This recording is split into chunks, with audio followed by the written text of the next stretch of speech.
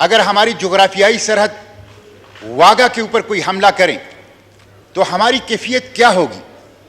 یہ ہماری نظریاتی سرحد ہے قرآن پاک، یہ اس نظریاتی سرحد کے اوپر حملہ ہے، اور بالخصوص پاکستان کے پس منظر میں ہمارا نظریہ ہمارے جغرافیے سے برتر ہے۔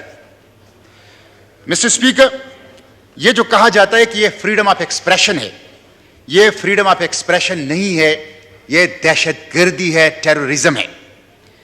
یہ جو کہا جاتا ہے کہ آزادی اظہار رائے ہے، یہ آزادی اظہار رائے نہیں ہے، یہ درندگی ہے، یہ ریسزم ہے، یہ اسلاموفوبیا ہے، اور جو لوگ اس کا ارتکاب کرتے ہیں وہ انسان کہلانے کے مستحق نہیں ہیں۔ یہ وہ لوگ ہیں جو دنیا کو تیسری جنگ عظیم کی طرف دھکیلنا چاہتے ہیں، اور 2.25 ارب محبت اور ان کے عقیدت کے مرکز قرآن پاک کے اوپر حملہ آور ہیں۔ عدالت کی اجازت سے بدقسمتی تو یہ ہے کہ اس شرمناک کبھی حرکت کی اجازت دی گئی، اور حکومت نے کہا کہ یہ ایک انفرادی عمل ہے سویڈن کے ایک فرد کا جس کو عدالت نے اجازت دی ہے۔ میں سویڈن کی حکومت سے پوچھنا چاہتا ہوں، میں سویڈن کی عدالت سے پوچھنا چاہتا ہوں، کل کلا کوئی فرد سویڈن کے اندر سویڈن کا جھنڈا جلائے تو یہ اس کا انفرادی عمل ہوگا؟ کل کلا سویڈن کے اندر ایک شخص دوسرے شخص کے اوپر حملہ آور ہو، اسے زخمی کرے، قتل کرے تو یہ انفرادی عمل ہوگا؟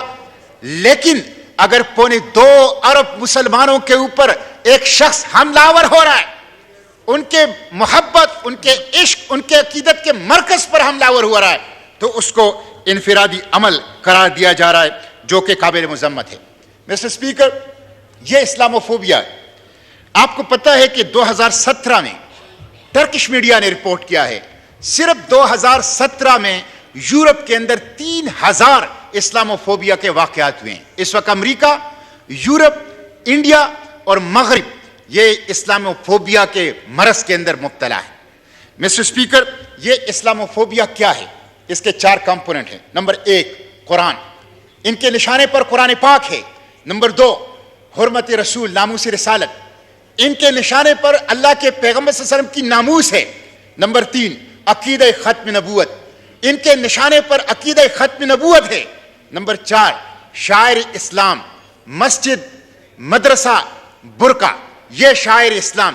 یہ 4 کمپوننٹ ہے اسلاموفوبیا کے، اور یہ 4 چیزیں اس وقت امریکہ، یورپ، انڈیا اور پورے مغرب کے اندر وہ نشانے کے اوپر ہیں، اور اس کے اوپر وہ حملہ آور ہیں۔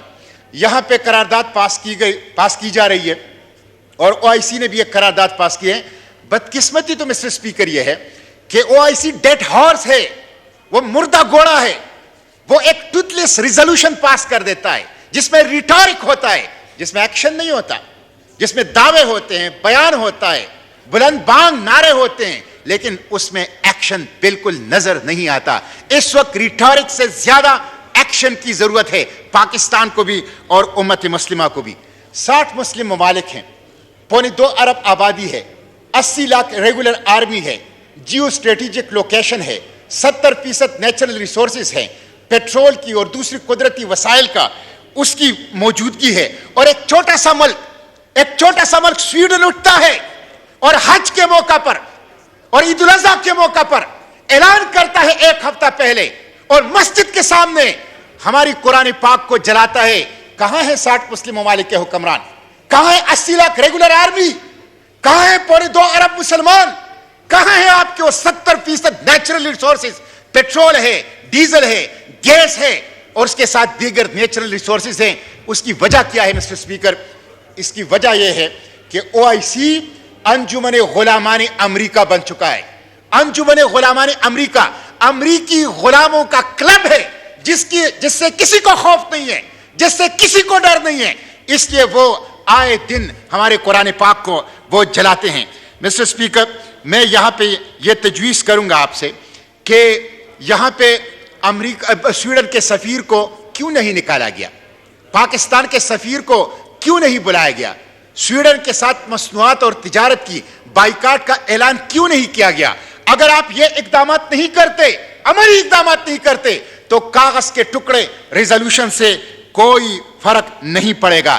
اس لیے میں آپ کو بھی تجویز کرتا ہوں, وزیر اعظم کو بھی تجویز کرتا ہوں, حکومت وقت کو بھی تجویز کرتا ہوں کہ وہ اقوام متحدہ میں جائیں اور اقوام متحدہ میں لیجسلیشن کریں, اقوام متحدہ میں قانون سازی کریں کہ قرآن پاک کی حرمت کو, ناموس رسالت کو, ختم نبوت کو, شاعر اسلام کو اور دیگر تمام مذاہب کی احترام کو یقینی بنایا جائے, تمام مقدس کتابوں کے احترام کو یقینی بنایا جائے. یہ لیجسلیشن اقوام متحدہ کے اندر پاکستان انیشیٹ کرے, OIC کے پلیٹ فارم پہ انیشیٹ کرے, انٹرنیشنل کورٹ آف جسٹس میں اس کے خلاف جانا چاہیے. یہ ایک سنگین جرم ہے, ایک سنگین جرم ہے, انٹرنیشنل کورٹ آف جسٹس میں اس کے خلاف جانا چاہیے. اور جب تک قراردادوں کے پیچھے عملی اقدام کی طاقت نہیں ہوگی, قرارداد کاغذ کا پرزہ ہے جس کی کوئی حیثیت نہیں.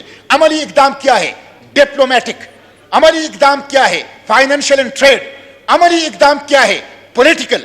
تو ان تین محاذوں کے اوپر, سیاسی محاذ کے اوپر, سفارتی محاذ کے اوپر اور تجارتی اور عالم اسلام پابندیاں لگائیں, سینکشنز لگائیں. عالم اسلام 2.25 ارب انسانوں کی منڈی ہے, اس کے پاس نیچرل ریسورسز ہے, اس کی زبردست اسٹریٹجک لوکیشن ہے. اپنے بندرگاہیں بند کریں, ان کے اپنے مارکیٹ بند کریں ان لوگوں کے لیے جو ہمارے قرآن کی, ہمارے پیغمبر صلی اللہ علیہ وسلم کی شان کی اور ہمارے اسلام کی شاعر کی حفاظت نہیں کرتا. میں اپنی بات سمیٹتے ہوئے مسٹر اسپیکر یہ کہوں گا کہ کل یوم تقدیس قرآن منایا جا رہا ہے. اچھی بات ہے, سب کو, جس طرح صلاح الدین صاحب نے کہا ہے, سب کو اس میں شرکت کرنی چاہیے. لیکن صرف یوم تقدیس قرآن یہ نہیں ہے کہ آپ ایک دن کا جلسہ کریں. قرآن کی تقدیس تو ہم سے یہ تقاضا کرتا ہے کہ جنین اور ویسٹ بینک میں اسرائیل مسلمانوں کو ذبح کر رہا ہے, وہ میرا بھائی ہے, قرآن نے اسے میرا بھائی قرار دیا ہے. آپ اسرائیل کے خلاف اقدام کریں, یہ یوم تقدیس قرآن کا تقاضا ہے.